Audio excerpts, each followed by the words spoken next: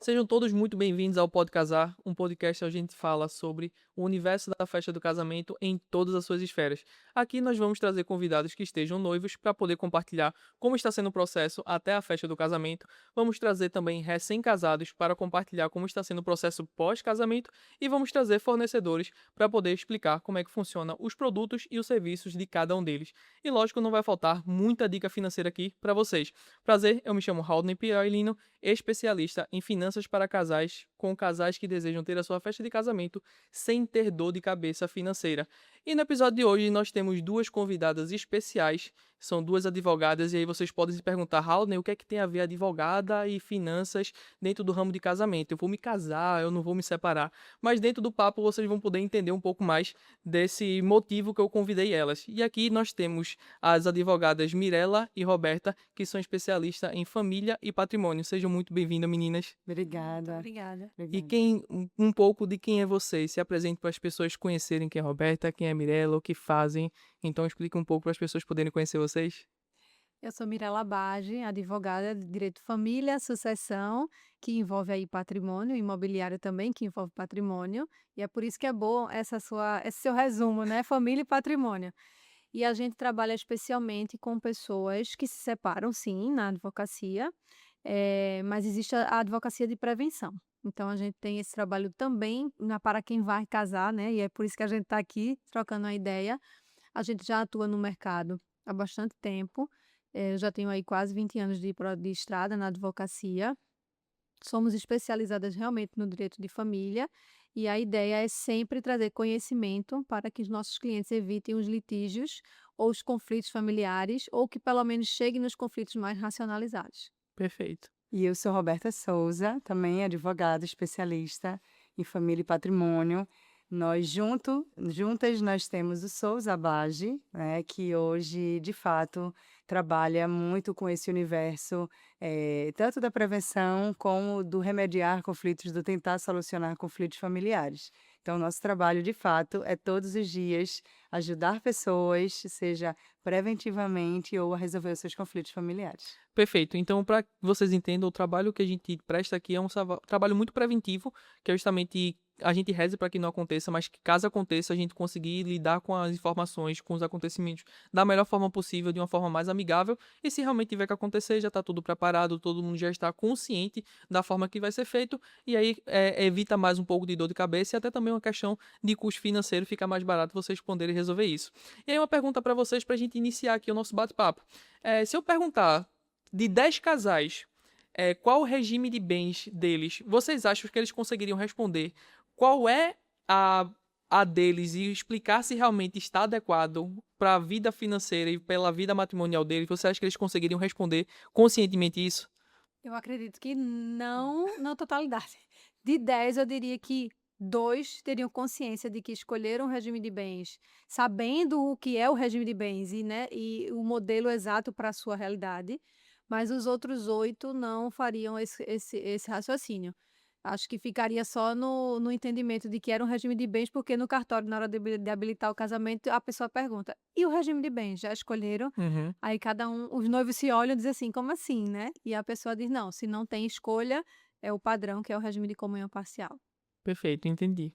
Isso é, eu acho que não, eu acho que de fato isso é um papo que ninguém tem, É. né, durante a preparação para o casamento, para uma vida a dois, né, e a gente sabe que hoje o direito traz isso como algo muito, como uma pedra fundamental, que é: estou me casando para construir uma família, né. As pessoas não enxergam o casamento como um contrato, isso é Uhum. muito importante falar também.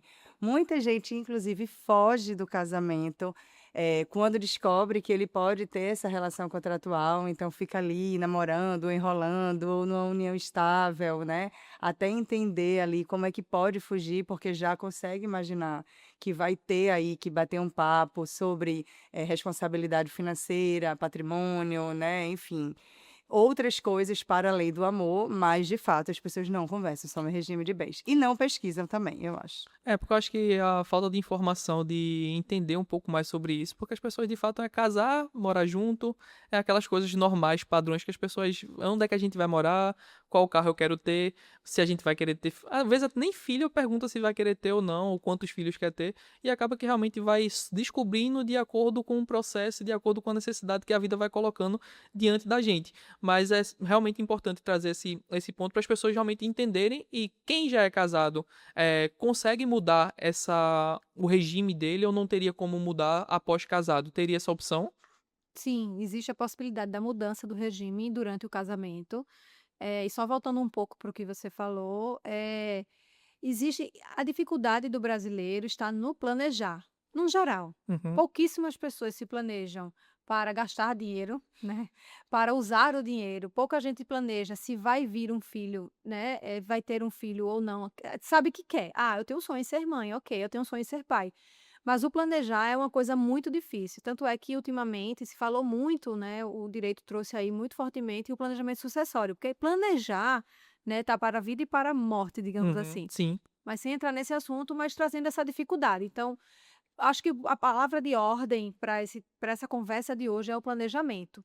Perfeito. E aí, tudo bem se você já está casado, está ouvindo esse podcast agora e percebeu que o regime de bens que você está não é o adequado, né? E Uhum. pode sim fazer a mudança do regime mediante alguns requisitos, mas pode sim. Perfeito. Então, assim, pra gente iniciar, quando o casal decide se casar, qual é a primeira coisa que vocês gostariam que eles soubessem sobre regime de bens? Vou responder. Eu acho que a primeira coisa que um casal que está planejando casar ou que está pensando em formar uma família, porque isso está atrelado ao direito, sim, né? Esse ânimo de formar uma família, é perceber que casamento é um contrato, que você vai precisar falar sobre futuro, presente e talvez até passado. Uhum, Então, existem acordos que precisam ser feitos, eh, muito importantes para reger aquela relação, tanto financeiramente como outras cláusulas do próprio relacionamento. Então, se você encara isso, se você, percebe que você está ali, vai morar com a pessoa ou não necessariamente, porque pode ter isso, mas que você vai ter uma vida a dois, que isso requer responsabilidades, direitos e deveres, você precisa entender que você precisa conversar, porque é uma relação onde ambos terão direitos e deveres. E aí isso não é a falta do romantismo, é uhum. de verdade você estar encarando aquilo como algo muito sério, né? E que você vai fazer, tem convidados na grande maioria, pessoas que testemunham. Então, o direito olha para essa relação desta forma. Então, sim, casar é um contrato e as pessoas precisam conversar sobre isso. Tem uma coisa que é importante, porque como trabalhamos também com divórcios, a gente pode fatalmente trazer um número que é 90%, 85% dos relacionamentos, eles terminam por não por uma questão, De traição, não é de traição. traição ou de, enfim, alguma coisa em específico. A falta do diálogo e a comunicação ruim entre o casal é que leva ao fim, digamos Uhum. assim. Porque se você tem um problema, seja ele de uma traição, seja ele do relação ao filho, seja ele em relação ao dinheiro, se você conversa, ele pode te dar o fim do relacionamento ou não. Mas se você não conversa, ele vai te dar o fim do relacionamento. Vai saturando, né? Vai saturando, você vai acumulando e aquele diálogo não acontece. Então, a comunicação, quando a gente fala na prevenção, se a gente está pedindo, senta para conversar sobre dinheiro, senta para conversar como vai ser esse planejamento da vida dois, né? Porque a gente tem um felizes para sempre, digamos assim. Então, se é para sempre, você precisa cuidar dessa relação e ela precisa começar dialogando. Então, se você dialoga antes, isso te ajuda, inclusive, a destravar essa comunicação e você utilizá-la durante a relação. E aí Uhum. fica muito mais fácil, né, você não voltar mais para o assunto difícil, porque aquilo já foi planejado, é só olhar para trás e o acerto que foi feito entre os dois, e o que vier para frente já tá fácil falar, porque se quando eu só estava amando, digamos ali, desejando o casamento, eu consegui me comunicar, então o que vier tá É, fácil, né, de falar. e é interessante esse ponto que você fala, que o primeiro casal que participou aqui do podcast, eles criaram algo que eu acho sensacional e eu trago direto sempre que possível, que são conversas difíceis em lugares legais. O que é que eles fazem? Eu preciso ter uma conversa difícil? Tá, vamos num restaurante legal? Porque por mais que a conversa seja difícil, complicada de conversar, mas Uhum. num ambiente diferente, que seja mais tranquilo, você comendo uma comida boa, tomando um vinho, tomando um suco, enfim, faz com que aquela conversa difícil seja um pouco mais leve, mas que consiga ser conversado e sai do ambiente da casa. Porque eu acho muitas vezes também quando a gente conversa em casa e que não consegue lidar com aquilo, fica aquele clima dentro de casa pesado, cada um vai para um canto e aí fica esperando a poeira baixar para poder resolver. Então acho que uma das possibilidades é realmente Sim, ir para um lugar legal, ter essa conversa difícil perfeito. e é aquela coisa, vamos pro date. As pessoas falam sobre tudo. Falam sobre o que gosta de fazer, qual é o hobby, qual é a cor preferida, enfim. Mas as pessoas não conversam sobre o futuro, sobre dinheiro. Então, como vocês falaram, coisas passadas. Então, eu tenho dívida? Ou eu tenho, qual é o meu planejamento para o futuro para eu poder me aposentar? Então, as pessoas de fato têm essa dificuldade de poder conversar com o outro, às vezes por medo de julgamento, às vezes do que realmente o que é que ele vai pensar de mim, eita, sou endividada, ele não vai querer mais casar comigo por causa disso. Mas não, então assim, quando a gente fala da paixão, não, a gente vai casar, então não preciso conversar sobre dinheiro, sobre isso, porque a gente vai ficar até o resto da nossa vida. Mas a gente já viu aqui também que até na questão do falecimento precisa ser resolvido algumas coisas após. Então, sucessão patrimonial, Sim. como eu vou resolver com dinheiro. Então, uma estatística muito agravante é que 70% das mulheres ou das pessoas que não são responsáveis pelas finanças, tanto homem como mulher, quando a pessoa responsável ela chega a falecer, as outras, a pessoa que não está dentro das finanças, ela não sabe qual é o patrimônio, não sabe qual é o bem que a família tem, não sabe qual é o custo financeiro mensal Uhum. daquela família, então ela passa um perrengue por não saber qual é o patrimônio e como vai ser resolvido sem essa pessoa agora. Então é importante realmente ter esse diálogo e ter escriturado tudo isso, porque como você falou, quando eu planejo, ambos estão ali assinando o contrato, entendendo que o nosso planejamento é esse. Por mais que alguma coisinha ou outra depois tenha que ser ajustada, mas é uma coisa de ajuste, não é uma coisa que vai partir do início.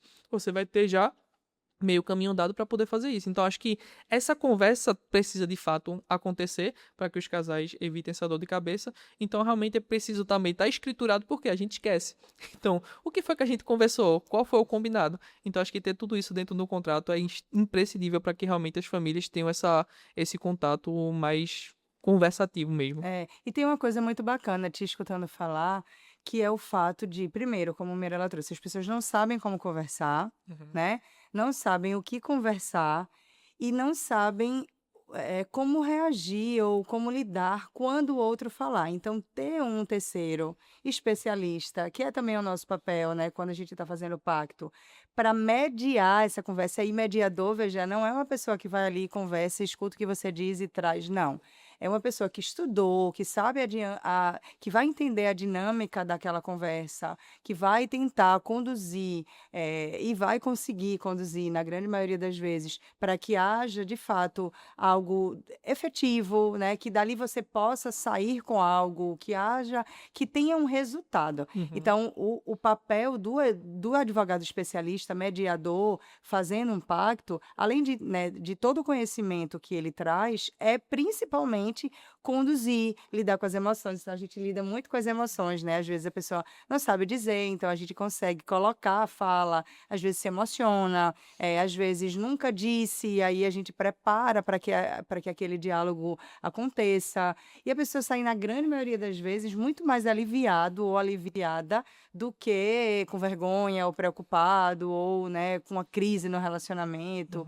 E se for ali o momento para decidir se vai casar ou não vai casar, que seja, né? É Sim. muito importante, porque o pior é depois, é você não ter tido esse papo, não ter se encontrado nessa fala, não conseguir falar ou trazer alguma angústia, qualquer coisa, e ter que levar isso pro casamento. Então, assim, é uma outra relação. De fato, tem muita gente que diz, olha, foi uma virada de chave, foi dali para frente, eu pude me colocar, especialmente quando são mulheres. Uhum. Então, a gente tem aí um grande número de mulheres que já têm uma vida financeira, uma certa independência, já tem patrimônio, né? E quer sentar na mesa e falar, olha, daqui para frente é assim que eu imagino um relacionamento, né? Perfeito. Enfim, isso tem acontecido muito. Então, o conhecimento traz a liberdade, o conhecimento tem poder, né? Conversas estruturadas, difíceis ou não, elas são muito importantes para decidir todo um futuro. E dali vai sair uma base familiar melhor, né? Um relacionamento mais estruturado, uma segurança financeira, né? Mais efetiva, de fato. É porque ninguém se engana, né? existe muito do esperar do outro, quando o outro nem sabe o que você espera. Isso. E é por isso que as relações não se sustentam. Eu não posso imaginar o que o outro está pensando se for um assunto tão delicado e tão importante. Eu não posso entrar eu já tive, né, a oportunidade de conhecer pessoas que eram muito felizes no namoro e no primeiro ano de casamento houve a separação porque se imaginavam uma vida a dois completamente diferente. Uhum. Então, como você vai casar e não vai falar sobre essa vida a dois? Veja, a gente não está falando de planejar o dia a dia, né, e como vai ser a vida durante todo esse casamento. A gente está falando de minimamente as bases dessa relação serem postas, ou pelo menos os sentimentos e as ideias que se tem sobre essas bases serem colocadas à mesa para que o outro entenda, né? Perfeito. Veja, é inegociável para mim, se eu tiver um filho, eu tenho uma babá. Uhum. Ok, o outro precisa saber disso. Porque Exato. se você engravidar e o outro não sabe disso, vê a confusão Exato. que você vai ficar. Então, assim, o pacto, que a gente vai falar sobre isso, mas ele tá para além de um regime de bens. Então, esse falar, esse dialogar, não é só para a gente sentar e falar qual é o regime que a gente quer. Uhum. Não é? É sobre muito mais que isso, né? É sobre uma estabilidade emocional e relacional. E um ponto importante que a Roberta falou, de fato, é muitas vezes a pessoa não tem palavras ou não sabe se expressar e tem uma pessoa que não vai estar emocionalmente ali, mas vai estar como profissional que a gente estuda para isso e de uma forma mais racional, que é enxergando como resolver o problema ou a situação. Sim. Então, muitas vezes os casais não conseguem resolver porque fica querendo achar um culpado. Então, você é culpado, não, você é culpado, mas você fez isso, e acaba não focando realmente no problema. Tipo, como é que vamos solucionar isso? Então, quando tem um papel de um consultor financeiro, de um advogado, para poder, com técnica, estratégia, estudo, e olhar para o problema e falar, gente, para resolver o problema precisa ser feito isso. Então, essa é o que você pode fazer, isso você vai fazer para poder a gente chegar nesse denominador comum. Estão de acordo? E aí, se realmente estiver de acordo, a gente entra ali no consenso, né? E falando no mental, no modelo mental, né, do que quando a gente assina um compromisso, mentalmente a gente internaliza e é mais fácil da gente ter aquilo como um compromisso de verdade. Uhum. Algo que você pensa, que você vê, que você ouviu falar, aquilo alimenta você da forma que você achar que deve. Mas quando você assina, como a Roberta disse, um contrato, eh, você assinando as regras mínimas daquele contrato, essa assinatura tem muito valor É porque não para o fica. psicológico funcionar, Porque não entendeu? fica. Até também a Pro confiabilidade. direito também. É pro direito também. E também a confiabilidade para quem tá escutando, porque não fica aquela palavra solta, né? Tipo assim, eu falei, mas aí não tem como não cumprir É, porque está tudo escrito e e está estamos assinado. aqui somos provas vivas de que o acerto feito no amor verbal, ele não se sustenta no desamor, digamos assim. Se for no momento do divórcio, são muitas pessoas que sofrem porque dizem: "Ah, ela me disse que ia ser desse formato". Não, ele me prometeu isso. Uhum, Veja, não existem promessas ditas, existem promessas escritas, uhum. que Perfeito, elas sim se sustentam. perfeito, perfeito. É. Tá. E para as pessoas que não conhecem nada sobre regime de bens, no Brasil hoje, quais são os regimes de bens que a gente tem disponíveis e quais são os mais populares que as pessoas conhecem ou que realmente é o mais, como você falou, chega no cartório, se não sabe, vai esse aqui. Então, quais são os tipos e explicar um pouco sobre eles? Pronto, nós temos 4 tipos, oficiais, que são o regime de comunhão universal de bens, Certo. o de comunhão parcial de bens, o de separação total de bens e o da participação final nos aquestos. Esse Certo. último a gente não precisa se deter muito, porque ele é pouquíssimo utilizado. Uhum. Ele tem um nome, inclusive, horroroso e as pessoas sequer querem saber dele. Consegue nem Não falar. consegue nem falar. Inclusive, na reforma do Código de Processo Civil, existe uma possibilidade dele ser retirado. Então, Entendi. não vamos Isso. nem nos ater a ele. Qual é o mais comum? Pelo fato das pessoas não conversarem sobre isso, não entenderem que pode escolher um outro regime, o padrão utilizado no Brasil para qualquer casal que chega para se habilitar ao casamento é o da comunhão parcial de bens.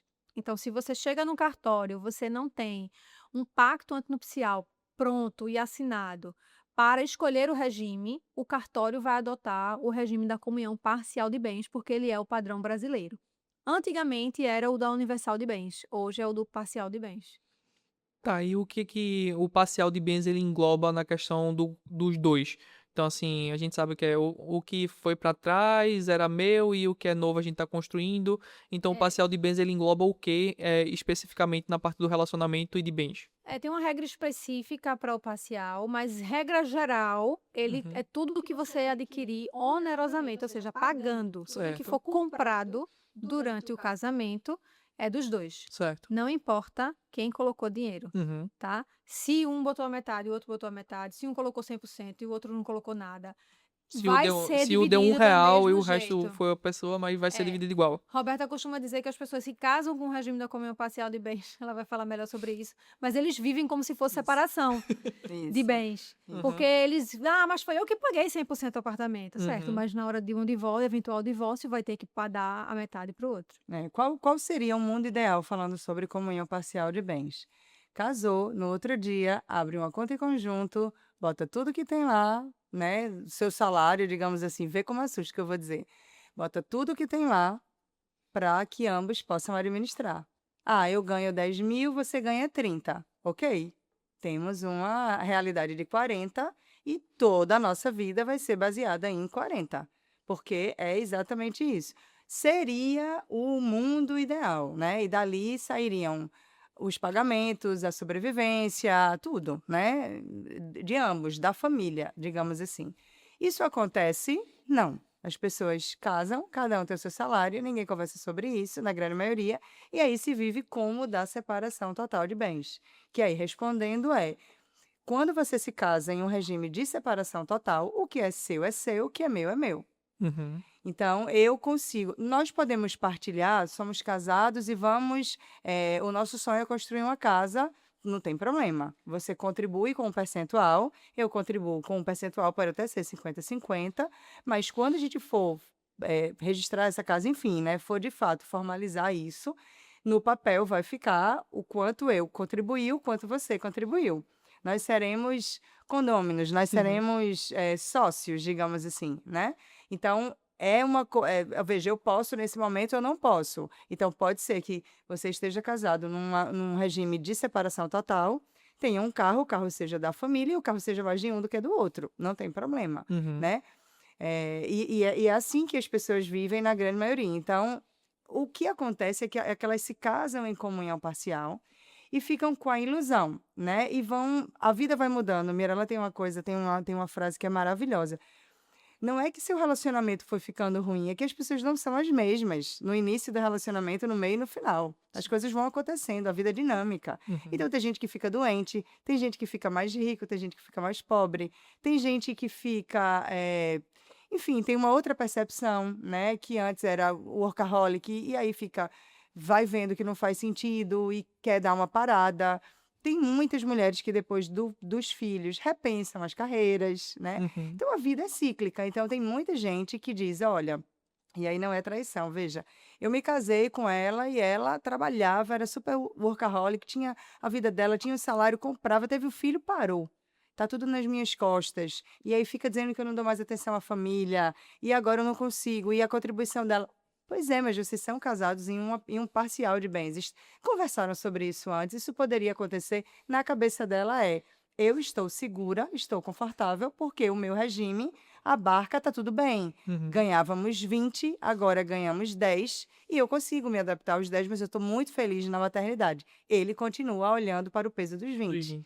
Então, isso é que as pessoas acabam casando com comunhão parcial, né? Porque, na grande maioria, é um clássico. Eu não tenho nada mesmo, tudo que a gente construir é nosso. Até um construir mais do que outro, né? E dizer, opa, peraí. Então, é muito comum que as pessoas se separem e digam, eu vou ficar com o apartamento porque eu paguei sozinho, ou eu paguei sozinha, né, Mirella? E aí, a gente diz, qual é o regime de bens?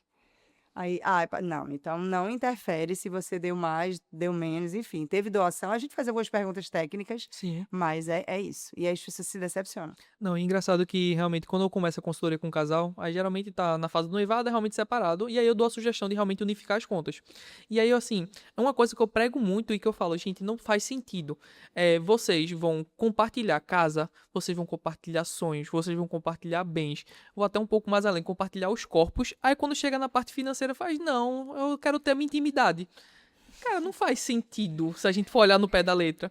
Então, eu sugiro muito, realmente, como você falou, criar uma conta conjunta, porque lá onde a gente vai fazer todo o rateio de quanto os dois recebem, para os dois ficarem cientes disso. Depois, quais são as nossas despesas fixas? Esse é o percentual. Qual é o nosso estilo de vida? Quanto é que a gente está gastando no cartão de crédito? E aí, uma coisa que eu coloco também é, dentro do casamento vai ter os objetivos do casal, porque o casal vai ter sonho de, por exemplo, quando tiver filho vai pra Disney, ou a gente quer fazer uma lua de mel em tal canto, mas também existe a personalidade de cada um. E aí eu fico até brincando, talvez pra pessoa que tem um hobby, que pro parceiro seja uma besteira. E vice-versa. Então, dentro da consultoria, eu tento ter muito cuidado em deixar um dinheiro específico para cada um, que eu chamo de gasto sem culpa. O que é esse gasto sem culpa? Você pode gastar com aquilo que você quiser, independente do que seja dentro do mês, que não vai ser culpado de nada, porque as contas estão pagas, os sonhos de objetivos do casal já estão sendo separados e aquele dinheiro é justamente para o seu estilo de vida. Então, por exemplo, teve a Copa agora, então, sou fã da Copa, vou comprar o álbum de figurinha. Então, minha esposa achou uma besteira, mas eu tenho meu gasto sem culpa. A forma que eu vou gastar meu dinheiro não vai interferir em nada familiar, e aí eu posso gastar tranquilamente. Da mesma forma que, por exemplo, ela quer ir no spa. Aí ele fala, pô, mas tu tá cansada de quê? Vai pro spa pra quê? Então, assim, evita esses conflitos de tipo, o que é besteira pra um não é besteira pra outro, e de fato os dois têm lá o dinheiro todo programado, investido, tudo certinho, e pode gastar da forma que quiser. Então, é aquela coisa, o combinado não sai caro. Então, os dois têm lá, podem sair os dois juntos, se quiser para um restaurante, enfim, gasta como quiser, mas cada um tem o seu dinheiro para poder realmente, na sua personalidade pessoal, fazer aquilo que deseja, e como casal vai estar junto também para poder resolver essa parte. Então, já falamos sobre o parcial de bens, a gente falou um pouco também da separação, acho que falta só o universal, né? É, universal. E aí, vou trazer um pensamento, né? Gustavo Cerbasi, em Casais Inteligentes Enriquecem Juntos, Muito bom ele esse livro. orienta, é muito maravilhoso. E ele orienta justamente essa comunhão do financeiro, né? Isso não é do direito, mas Uhum. tem um reflexo maravilhoso no direito. Então, quando você junta as suas rendas e você planeja o seu financeiro para abraçar tudo isso dentro da família, inclusive ele já ensina, né? Ó, com 7 anos vão ter aí a troca dos utensílios domésticos, das coisas que vão se quebrando dentro de casa, aí ele vai dando orientação. E aí isso funciona melhor, e ele diz que os casais, as relações se sustentam melhor, porque o financeiro também é um ponto de produtor de desamor, Uhum. digamos assim. E aí, falando sobre isso, o fato de unir as contas não é uma comunhão universal de bens, Certo. tá? Não tem nada a ver. O regime de bens é o patrimônio que você eh, constrói juntos, tá? Claro, o dinheiro que está na conta é um patrimônio, tá? Mas se você tiver num parcial de bens, o que tiver numa conta conjunta é metade para cada um.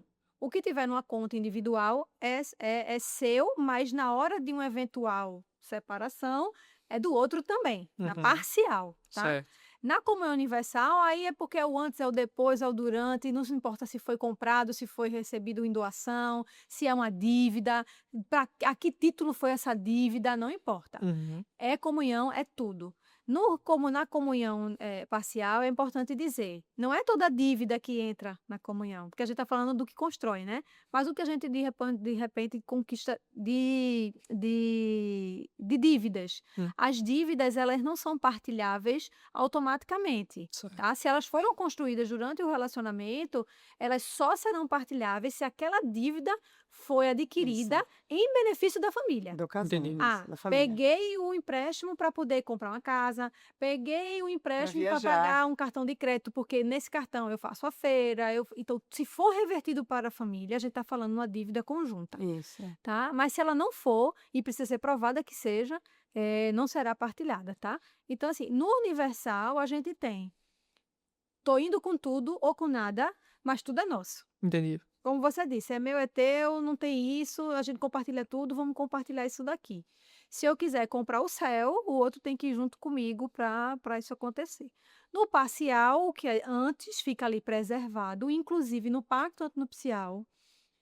Como muita gente hoje mora junto primeiro para ver se dá certo, para depois transformar em casamento civil, esse tempo que você passa aqui, ele é da parcial de bens, tá? Uhum. E aí fica aí, mas era um namoro, era uma união, então cuidado com esse período. Então, Certo. quando a gente faz um pacto antes do casamento, pré-nupcial, a gente fala, a gente pode se incluir também, sobre esses bens. Olha, eu já tenho uma casa, eu já tenho um carro, isso daqui é meu, isso aqui não teve Entendi. participação do casamento ou do regime ou da união, então isso também pode ser visto.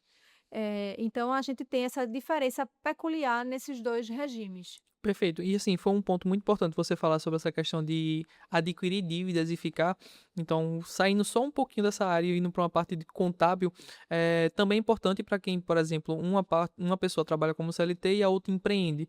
É muito importante ter essa questão da comunhão de bens, porque em alguns regimes tributários de empresa, dependendo se a empresa declarar falência, os bens pessoais podem ir junto. Então, é importantíssimo ter essa parte tributária para poder entender, caramba, eu tenho uma empresa que pode confiscar meus bens. Então, eu posso ir para a separação total de bens e uma parte ficar na minha esposa, justamente para não acontecer alguma Afetar. coisa, afetar e a gente falir a família inteira. Então, a gente deixa respaldado. Então, a gente vê o quanto é importante Sim. conversar, entender, Uhum. para que, de fato, faça o melhor planejamento ali de comunhão, ver qual é o mais adequado para a família naquele momento, que, como você falou, pode mudar depois. Isso. E aí, realmente, a gente entender naquele primeiro momento, faz tudo direitinho, porque fica a família completa respaldada em relação a isso. E aí, uma coisa que você falou que já era o próximo assunto, que é sobre a questão do acordo pré-nupcial. Então, o pacto antenupcial, no caso, né? Todo casal deveria ter, ou só em alguns casos específicos? Eu acho super importante. Eu acho que todo casal deveria ter, porque ele traz a noção de direitos e deveres dentro de uma relação. Uhum, E traz assuntos muito importantes para essa saúde relacional, digamos assim, sabe? Então, mas de fato, ele só precisa juridicamente, né, acontecer a depender do regime que você escolher. certo. Então, eu me casei com, por exemplo, eu me casei com comunhão parcial e não precisei fazer um pacto antinupcial, né? Porque não exigiu no momento. Mas se você casa com separação total, o que hoje é uma grande maioria, a grande maioria entende, né, e de fato está optando por casar em separação total, precisa fazer, porque são os acordos e também é o que você tinha, como você começa, digamos assim, né? Então, eu acho que é um documento muito precioso.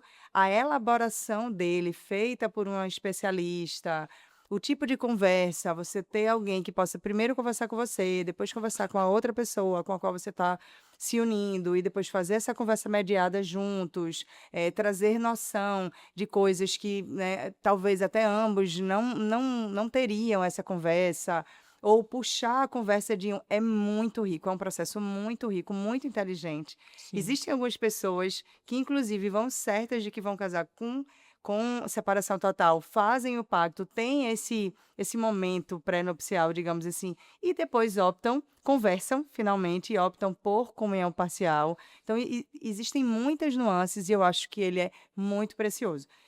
Porque é a sensação de você nunca ter falado com a outra pessoa sobre isso, nunca ter pesquisado, entra completamente cega, né, ou cego, e chega na hora, no cartório, antes, né, até mesmo do religioso, e fala, e aí, o regime, qual vai ser?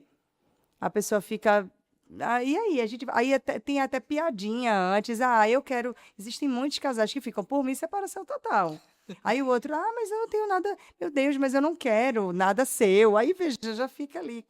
Quando você fala com pessoas do cartório, que é o nosso dia a dia, muitos deles falam, veja, 5 minutos, vocês vão ali, conversam, 10 minutos, a pessoa às vezes adia, ia dar a entrada naquele dia no Uhum. casamento, né, Mirella? E não fazem. Porque assim, meu Deus, eu vou conversar, assim, pegou o tempo das testemunhas, se preparou, tá ali de branco, maquiada, bonita, maravilhosa, e 5 minutos, aquilo, muita gente chega e diz, eu vim aqui porque quando chegou na hora, ele pensava uma coisa, eu pensava outra, foi horrível, e aí a gente teve que voltar e, enfim, vamos lá, né, recomeçar. Eu acho muito precioso, porque a conversa, o conhecimento, o jeito que é feito, né, o próprio pacto mesmo, voltando, dá para fazer, qualquer pessoa pode fazer um pacto? Não. Porque, assim, poder até poderia, mas não é o ideal. Tem Uhum. muita gente que diz, eu não vou pagar por um pacto, vou baixar numa inteligência artificial e vou levar o documento. Tudo bem, é o documento base, né? Eu posso fazer em um cartório? Pode. Também, mas não vai ter, na grande maioria das vezes, o peculiar do seu caso, a conversa prévia, a especificidade, o entendimento da mediação. Então, é de verdade um investimento. Eu acho que um pacto é um momento de muita maturidade para o casal. Inclusive, ontem estávamos com alguns tabeliães, né, alguns tabeliães do Recife e da região metropolitana, e elas diziam assim: deveria ter obrigatoriedade do advogado na hora de construção de um pacto nupcial. Isso. Porque se para o divórcio eu preciso, por que Uhum. para casar eu não preciso? Exato. Então, assim, só orientando, de fato, as pessoas não precisam de um advogado ou advogada assinando o pacto com eles. O que a gente está querendo dizer aqui, trazendo essa lucidez, é que você fazer um pacto às cegas, sem essa orientação jurídica, você perde uma grande chance de saber se você está fazendo corretamente, primeiro, né, diante da sua realidade, e perdendo a chance de, naquele documento tão precioso, você saber um leque de oportunidades que você tem ali dentro. Porque, como eu volto a falar, o pacto ele não é só para dizer qual o regime de bens que vai ser estabelecido para o seu casamento. O pacto ele é para trazer o regime de bens e outras questões do seu casamento, inclusive o que a gente chama de regime de bens híbrido. Se você não faz o pacto, ou se você faz um pacto sozinho, você talvez nem saiba que você pode fazer um híbrido. Entendi. Para algumas coisas e para um momento você tê-lo de um formato e para outros você ter de outro. Perfeito. Porque na hora do consenso, na hora do combinado, existe liberdade, mas na hora do não conhecimento, isso passa. Aí você paga, ok, R$ 300 numa escritura de pública de pacto nupcial, porque é feito por uma escritura pública, mas você perdeu uma grande chance. Sim. E aí vai aos trancos e barrancos falar sobre as outras coisas durante seu relacionamento. Então, Mas por que não? um ponto importante que você falou justamente, tipo, as pessoas hoje começam a ter um relacionamento, não se casa e se junta. É como se estivesse fazendo um test drive de como seria. E aí eu vi um caso na internet falando justamente sobre isso, que um rapaz estava com um relacionamento com a mulher, e aí ela largou o emprego, ele ficou como a pessoa responsável por bancar a casa. Durante 2 anos ela cuidou da casa. E aí, como eles não tinham casado nem nada, não tinha feito nada, quando ele foi fazer a separação, ela tinha direito porque estava na comunhão parcial de bens e como ela tinha um tempo com ele, aí ele falou, não, mas a casa e o carro quem comprou fui eu antes do nosso relacionamento. Mas como tinha esse tempo, foi dividido realmente meio a meio. Então você vê o quanto é importante as pessoas conversarem sobre isso, ter a orientação sobre isso, é de extrema importância. Principalmente hoje em dia, infelizmente, os relacionamentos que são não tão duráveis, que as pessoas ficam parecendo que as pessoas são descartáveis. Vou testar aqui. Então, assim, as pessoas não têm noção do tempo que estão passando, que tá perdendo, na verdade. Então, vou testar aqui, morar junto, passar 2 anos, se não der certo, separa. Caramba, mas foi 2 anos da tua vida que se passaram e você poderia estar realmente mais consciente em relação a isso de forma geral. E aí tu vai nessa, vou testar, construiu bens, não deu certo, pegou ranço da pessoa, separou, levou metade do teu bem. Isso vice-versa. Então, assim, o quão é importante realmente ter essas orientações de tipo, não é só se juntar, não é só casar. Então, as pessoas, não é só até a morte nos separe. Então, assim, de fato entender qual é o patrimônio, qual é tudo isso. E aí eu acho que entra num ponto, né, sobre essa questão de conversa, nessa questão pré-nupcial, acho que talvez, não sei se vocês podem me falar melhor sobre a realidade. Será que algumas pessoas não fazem isso por achar que a outra pessoa vai achar que ela é interesseira, que tem essa desconfiança? Já chegou esse caso pra vocês e quando vocês Sim, explicaram realmente a mudança de entender foi completamente diferente do que as pessoas achavam? Sim. sim. E tem o que a gente chama de constrangimento. Uhum, Além disso que você trouxe, de existir uma dificuldade de falar, o não falar traz um problema. No fim, quem tem o direito, mas não pagou pelo bem, parece que está querendo a todo custo que é seu. Eu quero a todo, não, mas é o direito que está dando. A uhum, pessoa não precisa fazer nada, sentada na cadeira, ela já ganhou, acabou, não tem o que discutir. Mas aí a pessoa não abre mão do direito que tem e fica parecendo que a pessoa é avarenta, que está de olho nas suas coisas, que não é assim. Mas de fato, veja, existem pessoas que chegam no escritório e dizem assim: olha, eu fui falar. Aí a família dela tá achando que eu não amo, que eu tô falando de dinheiro, que eu tô querendo dividir as coisas antes de casar. Só que ele, por exemplo, foi um homem que nos procurou, ele tinha construído um patrimônio razoável, ele tinha uma profissão legal, ele tinha, digamos assim, investido na carreira muito porque ele queria, por exemplo, se aposentar cedo. Então ele tinha feito um belo patrimônio. E aí, na hora que ele foi casar, preocupou ele o regime de bens. E aí, quando ele foi sugerir a separação de bens, ela ficou arrasada, a família dela contra ele, e ninguém entendia do que estava acontecendo. Aí foi quando ele nos procurou, eu fiz uns esclarecimentos, inclusive o orientei de que forma ele desfazer a conversa que ele tinha feito. Porque quando ele não sabe, quando você também não está orientado, você também não sabe Como conversar. falar. E aí ele foi orientado, a coisa foi, ele casou, foi tudo legal, tá? Então deu certo. Mas sabe quando a primeira impressão é a que fica? Uhum. Então, se você vai ter essa conversa, mas você não sabe como defender diante dos argumentos que podem vir de lá, é melhor não falar, é melhor se orientar, pegar aqui a conversa com as especialistas ou o especialista, se orientar e poder falar. E se não tiver coragem, não souber, não vai ter jeito, conversa, chama, vamos sentar e aí vem essa mediação. Né? Uhum. Como aconteceu também recentemente, ela queria ter filhos, só para trazer um caso muito, muito, muito emblemático. Eles queriam eles vão se casar, já moram juntos. Ele quer a separação de bens e ela topa a separação de bens, mas ela tem uma condição. Se ela, na hora de ter um filho, esse filho, a necessidade que ela tiver para cuidar dessa criança, trouxer uma redução do trabalho dela e da renda dela, ela quer que tudo que for adquirido naquele momento que ela não mais puder ter a vida dela plena, Uhum. financeira, que ela tenha alguma participação. Entendi. Aí veja como é híbrido. Começa Entendi. na separação, mas em dado momento, com uma certa condição, a gente transforma ele para comunhão parcial. Não, mesmo que não seja meio a meio, mas que seja 30%, 20%, que seja. Aí ele diz: "Não, mas eu dou a ela eu boto um imóvel no nome dela". Eu digo: "Mas você entende que quando você promete no amor construído, a gente não sabe se isso vai poder ser possível depois. Sim. Então, que é melhor que os compromissos e a segurança jurídica, né, que o documento dá, seja para ambos. Você garante a separação de bens e ela só está colocando uma condição. E aí, né, eles ficaram de conversar, mas eu tive que fazer uma conversa individual com cada um, Para poder para poder eles entender. entender o que cada um queria, para a gente construir o documento.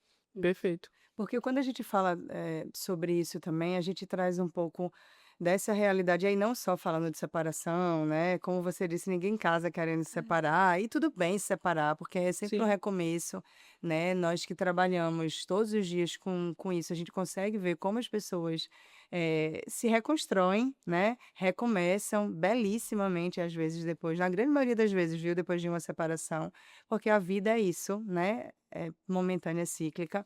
Mas quando você começa a falar sobre isso, a se planejar para uma vida a 2 com essa maturidade, você também bota na mesa medo, você também coloca na mesa vulnerabilidade, você também coloca na mesa, rede de apoio.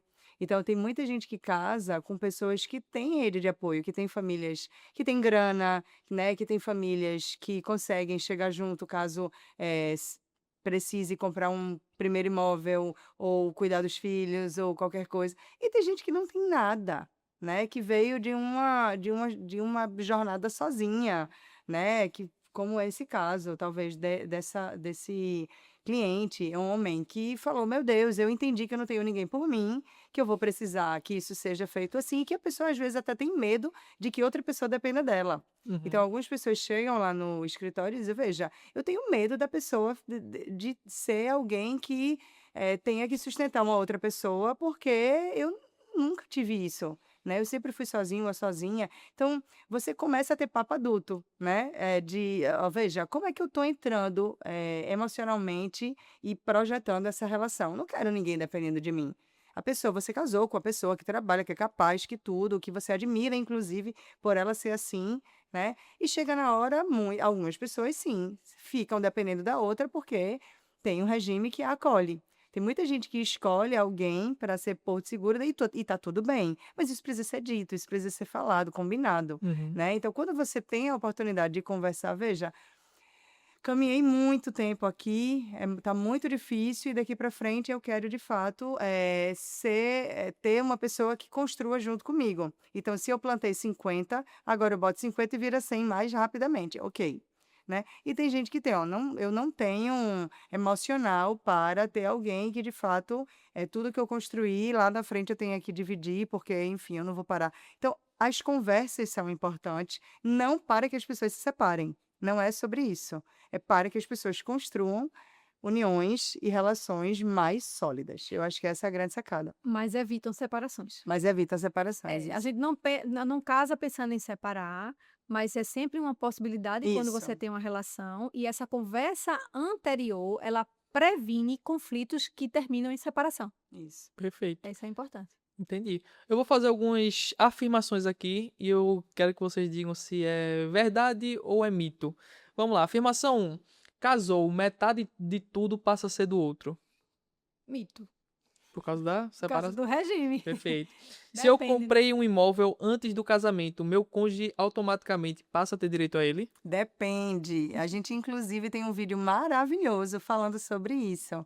Porque depende se esse imóvel está quitado, não está financiado, depende do regime de bens, depende. Ok. Separação total de bens significa que nunca existe patrimônio em comum?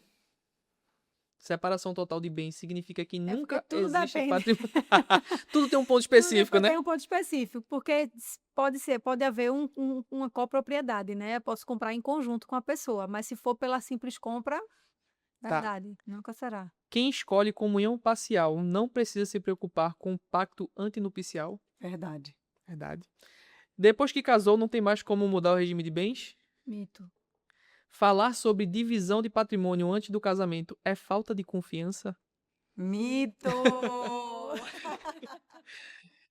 Chegamos aqui na reta final e eu vou fazer uma pergunta para vocês deixar aqui para as noivas, noivos, telespectadores e até quem é os casados também, né, que pode mudar o regime.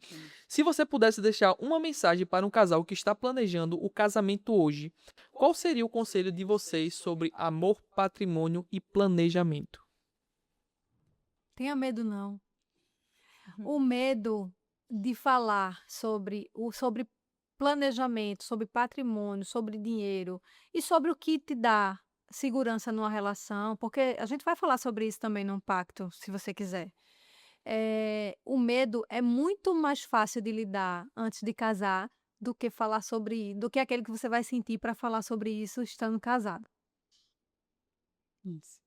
Você, A Roberta? minha seria: gaste um tempo entendendo quem você é e quem você será depois dessa união, e também percebendo com quem você está e quem será essa pessoa depois dessa união.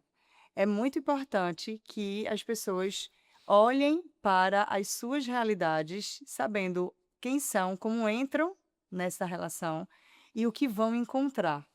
Há sinais para tudo, absolutamente, né. E aí eu trago aqui para uma questão patrimonial, para uma questão de respeito, para uma questão de prevenção à violência, para uma questão de maternidade, paternidade, de parentalidade. As pessoas não observam enquanto elas namoram, enquanto elas estão noivas, quem são essas pessoas com as quais elas estão se relacionando e como você é naquele relacionamento, né. Para cada relacionamento que a gente constrói, seja de amizade, seja de afetividade, seja de, enfim, né, de sociedade, você é um tipo de pessoa. Então é muito importante que você entenda quem você é, como você será e com quem você está se relacionando. Porque se aquela pessoa ela deve, você já está ali, você não consegue fazer uma viagem com ela, você não consegue ir a um restaurante, você não consegue fazer nada, porque ela está sempre em dívida, ela não vai ser uma pessoa diferente quando casar. Ela não vai, é muito difícil que ela mude nesse aspecto. Se você tá com uma pessoa que te deixa mal, que te violenta, que não admira o seu trabalho, que não te deixa trabalhar, que não sabe exatamente quais são os se ela não vai mudar quando ela isso para homens e para mulheres, ela não vai muito possivelmente ela não vai mudar quando ela se casar. Então, a festa, né, a preparação para comprar uma casa, para formar uma família, ela é muito especial, mas o que está dentro e o que você consegue perceber é tão mais especial e tão mais importante quanto. Perfeito. Roberto, você falou uma coisa interessante que eu sempre digo, eu faço. As pessoas falam, mas ele no relacionamento, no namoro, não era assim. Talvez fosse, mas você não estava enxergando porque sua paixão estava maior. E aí as pessoas falam, mas ele era perfeito. Ninguém é perfeito. Sempre tem as desavenças, as diferenças. Mas assim, na balança, o que é que pesa mais? Ele realmente, esse defeito aqui, como você falou, hoje me incomoda, mas será que quando eu me casar vai me incomodar mais ou menos? Eu consigo conviver? Então, assim, essa conversa durante o namoro e o noivado é justamente uma preparação de conhecimento de ambos. Então, eu digo que antes do casamento é você trocar a roda do carro parado. No casamento é você trocar a roda do carro andando, sem parar. Então, assim, existe esse ponto. Então, eu vi na internet e eu achei muito interessante uma pessoa falando o seguinte: você que é casado ou está prestes a casar, faça a seguinte reflexão de algumas perguntas. Se alguém chegasse e falasse que você é parecido com o seu cônjuge, isso para você seria um elogio ou seria uma ofensa? É o primeiro ponto. E uma outra pergunta muito forte: se você tiver um filho ou uma filha, você deixaria essa pessoa se casar com ela? Então são perguntas que faz a gente refletir e falar: caramba, se eu botar na balança aqui, minha filha ou meu filho, talvez não. Então por que tu tá entrando nesse relacionamento se tua filha, que é uma pessoa que você vai amar incondicionalmente, você vai deixar entrar? Então são perguntas para a gente conseguir refletir em relação a isso e realmente evitar algo de, como eu falei, perder tempo. Acho que tudo se cria experiência, mas também como o tempo da gente é finito, o que você poderia estar vivendo com uma pessoa há 10 anos, você perder 5 com outra que não te valorizou, que realmente fez você não evoluir profissionalmente como pessoa, enfim, tudo isso. Então, o nosso tempo a gente tem que dar realmente o devido valor, pensar direitinho. Como eu falo, o casamento a gente fala que é para a vida toda. Se acontecer algum percalço na vida, enfim, aconteceu. Mas a gente realmente é uma sociedade para até que a morte nos separe.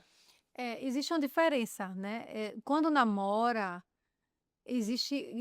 você ainda consegue manter uma distância sobre a seu real perfil, digamos assim. Claro que tem pessoas que casam e conseguem viver uma vida de mentira, Uhum, né? Mas é muito mais difícil. Não é que a pessoa não era, ele não era assim, de repente ele se tornou assim. Não, é porque agora ele teve a oportunidade de se mostrar, de se despir, né? Então casar é se despir de certa forma.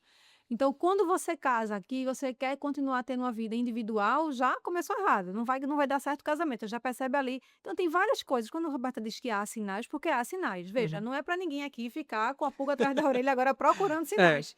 Não é sobre isso. Mas para que eu vou esperar o frustrar se eu posso conversar hoje? sim. Conversa hoje, tá tudo certo. Veja, se é para casar, para passar o resto da vida, você vai envelhecer junto, você vai ter uma família junto, você vai conviver com essa pessoa todos os dias em casa. Então, tem pessoas que colocam no pacto nupcial quem vai fazer as atividades domésticas.